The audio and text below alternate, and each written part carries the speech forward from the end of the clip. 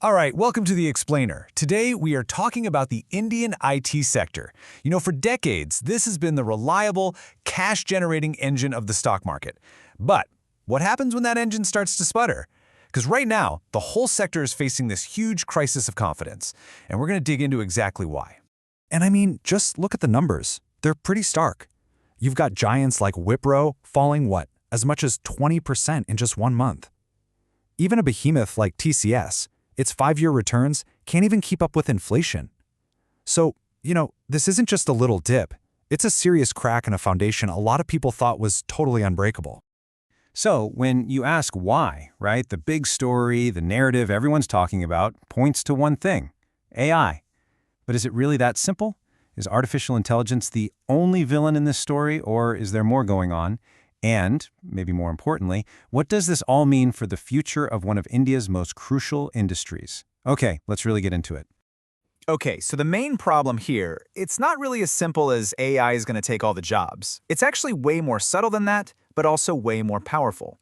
There's this thing happening called revenue deflation, and that is the real hidden threat to the old-school IT business model. And check this out. This quote is wild. Anthropic, this is a company at the absolute bleeding edge of AI, and their own founder thinks that 90% of their super complex code is going to be written by their own AI. Just think about that for a second. If that's what's happening at the highest level, what does that mean for the more routine day-to-day work? The stuff that's really the bread and butter of the IT services world. So what happens is this kind of chain reaction kicks off. First, AI makes everyone way more productive. Code gets written faster, you need fewer people. Okay, so what does that mean? It means fewer billable hours, right? And that's the whole ball game for these companies. But here's the kicker. In a super competitive market, the IT company can't just pocket those savings. Nope, the client demands a price cut. So the end result is this massive, massive pressure on revenue. And listen, this isn't just some theory. It's happening right now. Think about this. The Big Four, the world's biggest accounting firms, are already telling their service providers to cut prices. Why? Because AI is making things more efficient.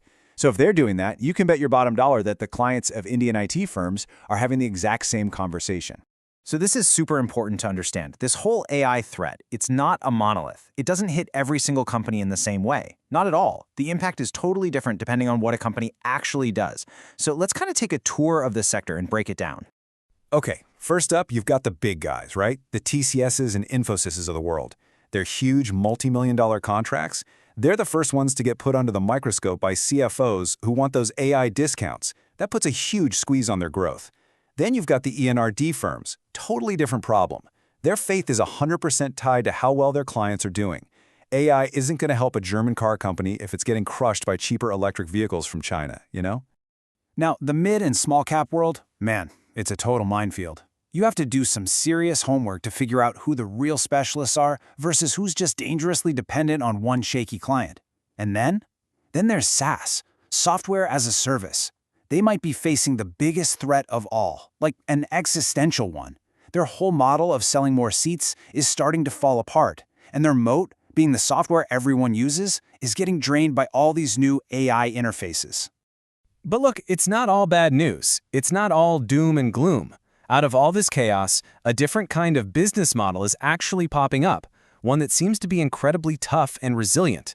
And it represents a huge, fundamental shift in what these IT companies are selling. And this slide just nails it.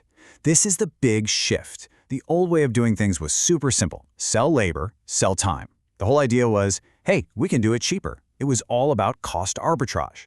But this new model, it's not about selling time at all. It's about selling outcomes, mission-critical outcomes, where the point isn't that you're cheap, but that you're the expert and you absolutely will not screw it up. So what do these companies actually look like? Well, they're hyper-specialized. They pick one lane, like pharma or insurance, and they own it. They focus on the stuff where, if you make a mistake, it's a disaster. We're talking about things like processing complicated insurance claims or making sure a drug's marketing follows every single FDA rule to the letter. These are the places where you just can't afford an AI to hallucinate and get it wrong. So, let's bring this all together. What does it all mean? What's the big takeaway here for how you and I should think about these companies from now on? Well, it really gives us a whole new way to look at the entire IT sector.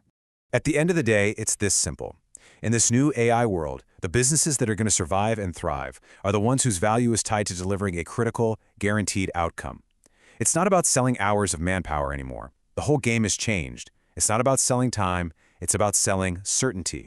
And that really leaves us with one last big question to think about. As generative AI just keeps getting better at automating all the boring, predictable stuff, it forces every single one of us to ask a really fundamental question. What kind of work that we do as humans is truly essential? What's indispensable? And what is that actually worth?